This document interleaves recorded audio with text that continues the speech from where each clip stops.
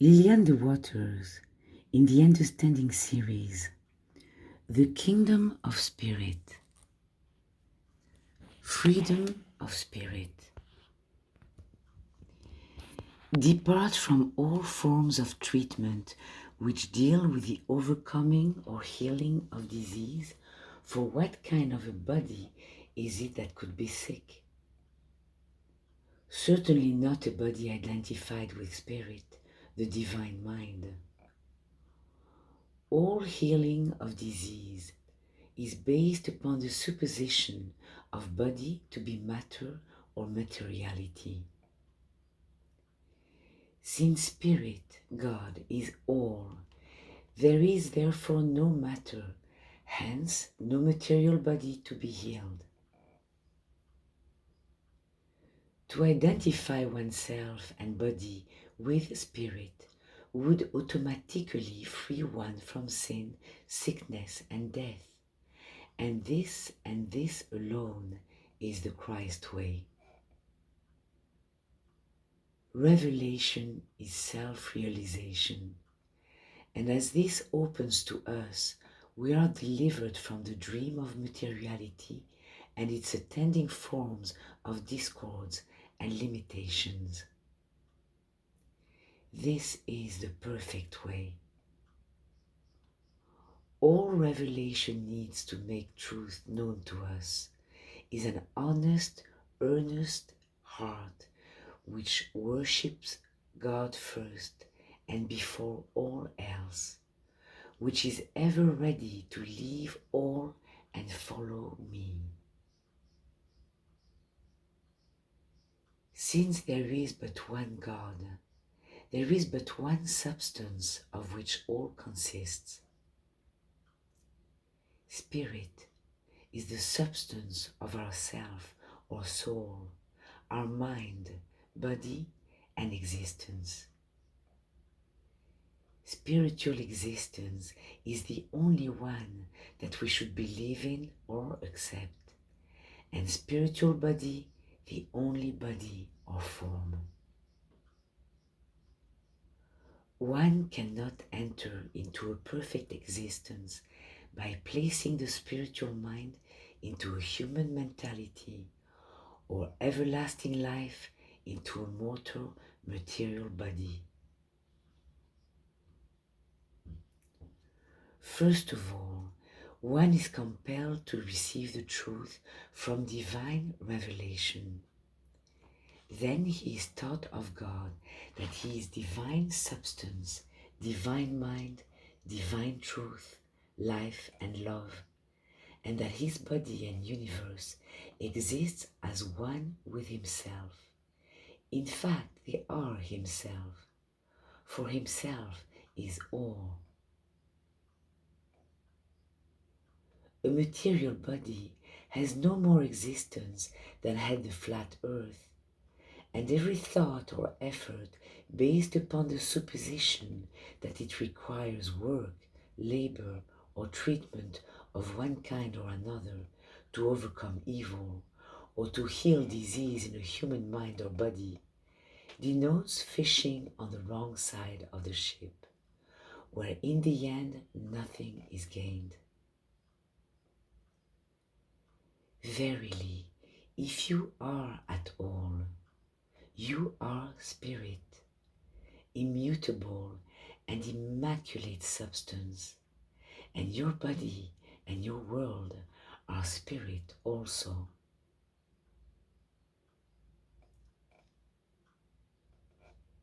Each one of us as a distinct identity is the one entity which is self-complete, self-existence, and self-contained. Since spirit is all, there is therefore no matter, hence there is no material body to be healed or that can be healed.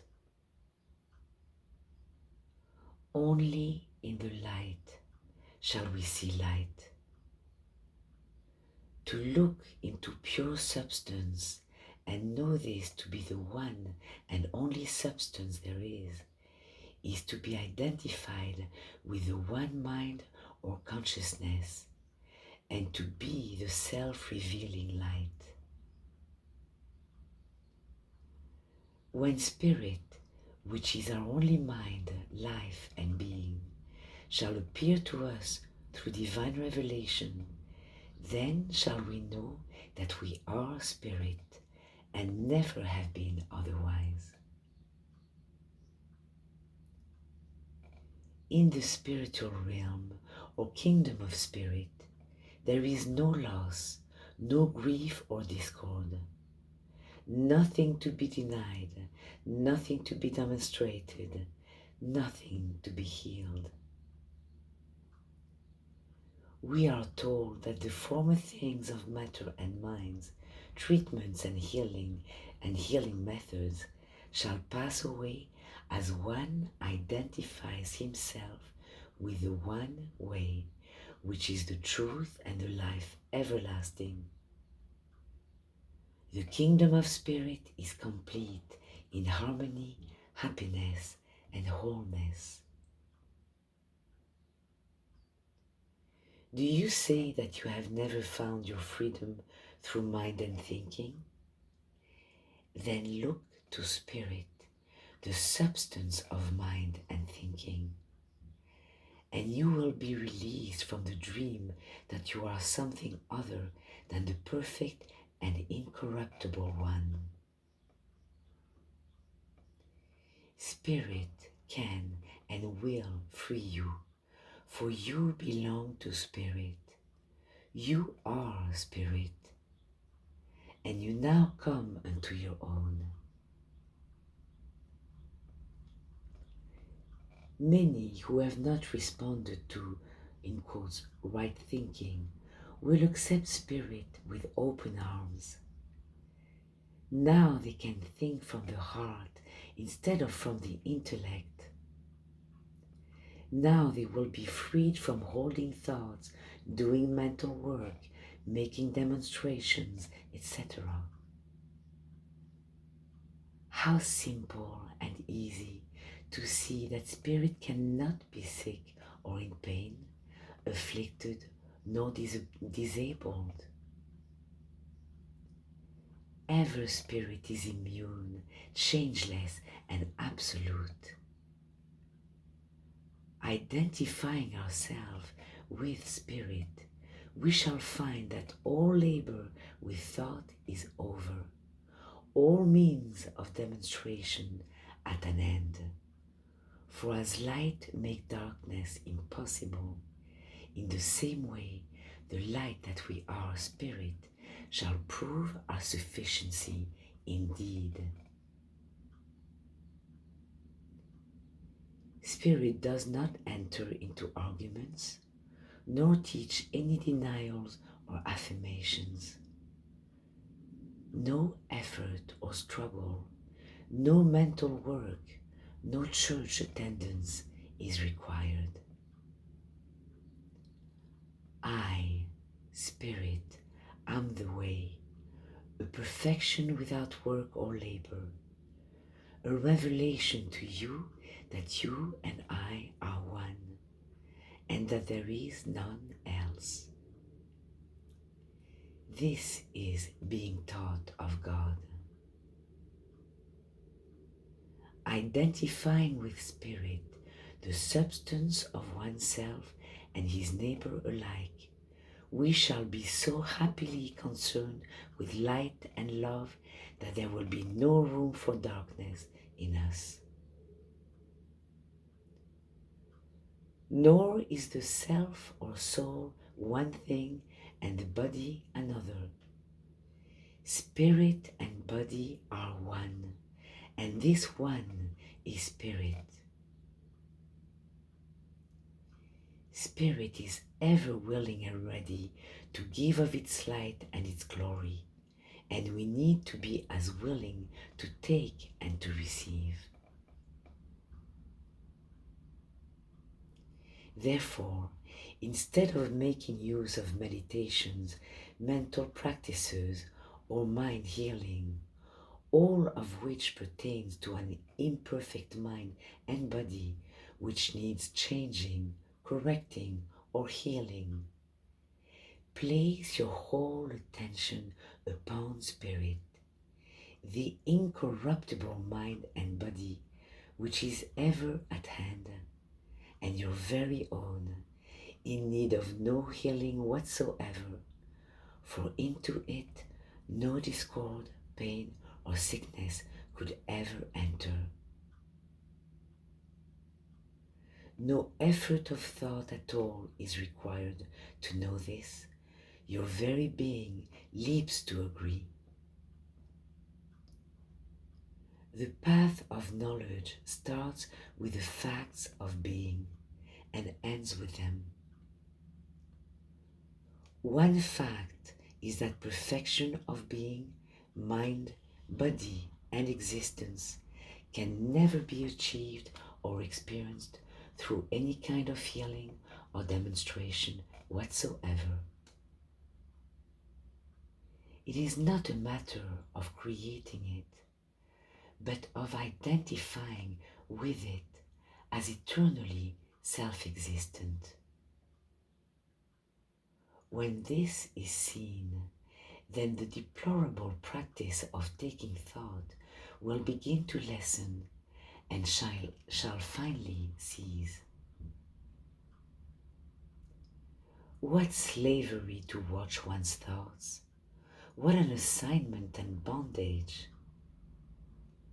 Then add to this a form of teaching which accepts evil to be some entity, and we find many spending time and effort to overthrow evil. One might as well battle with darkness. Light, vision, wisdom. What spirit has not already done, no recitals of affirmations or denials can accomplish. And spirit is eternally the one and only substance, the one and only consciousness, body, universe, and existence there is or ever can be. Since spirit, God, is in all, over all, and all. The self is spirit, which is wisdom, intelligence, power, love, and glory. Step out of the tomb of darkness and see yourself and your neighbor to be spirit, for the one substance is the all and only of infinitude.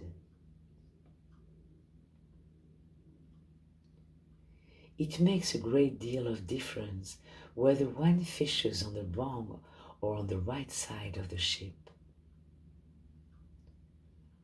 Those who are ready to leave the labor and toil, the way called healing, demonstrating, or applying the truth to human minds, bodies, or conditions, representing the wrong side of life and existence, should now give their hearts attention to the fact that the spirit which is in them and the spirit which is in their neighbor is the spirit which was in Christ Jesus, the same self one.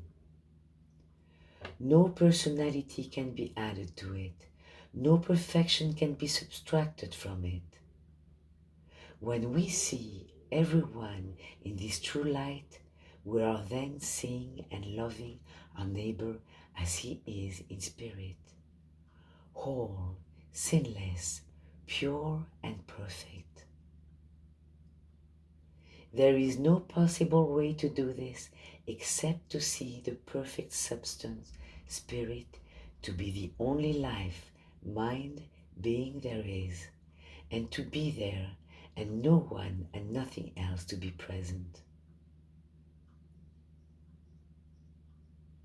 The light of day does not require also the help of artificial lights whereby to keep away the darkness. It is self-complete and all-sufficient, and where it is, no darkness can be. In the same way, when we see Spirit to be the all and the only, the indivisible being, life, truth, and love, we are in no need of human helps such as mental practice of any sort. In fact, if God be for us, who can be against us? If the infinite, indivisible one be all to us, then indeed we are glad and happy to rest here and to have no other thought. Seeing perfect being to be all there is of our neighbor, it is simple and easy to know that Spirit cannot suffer or be in darkness, cannot be fearful, ignorant, nor in sin.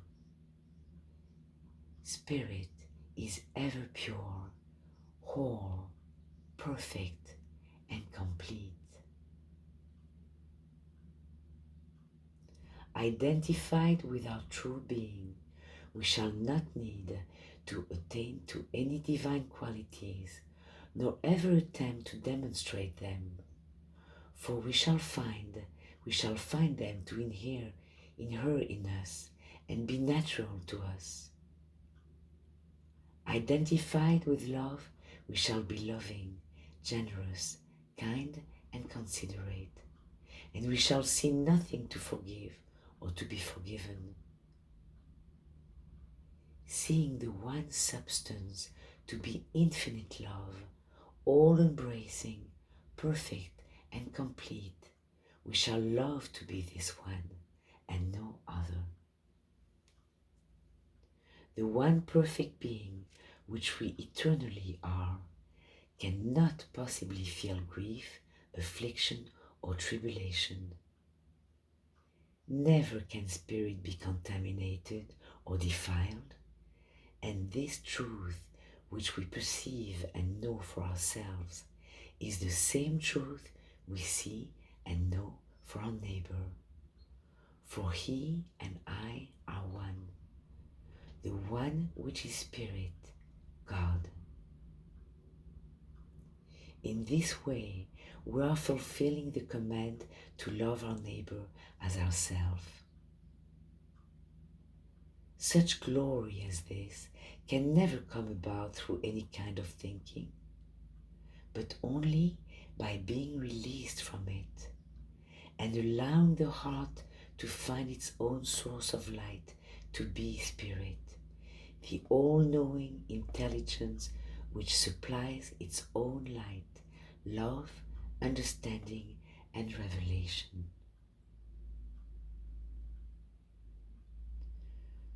The heart, which looks above all else, has found the only source of knowledge there is, and is freed from any dependence upon dogma, manual, or organization. Only revelation can set one free from bondage and show him how to cast his net on the right side by looking directly to Spirit and cutting loose from everything pertaining to mental practice of labor and strife. In spiritual revelation, there is no strife or labor. Perfect Creator and perfect creation is our all.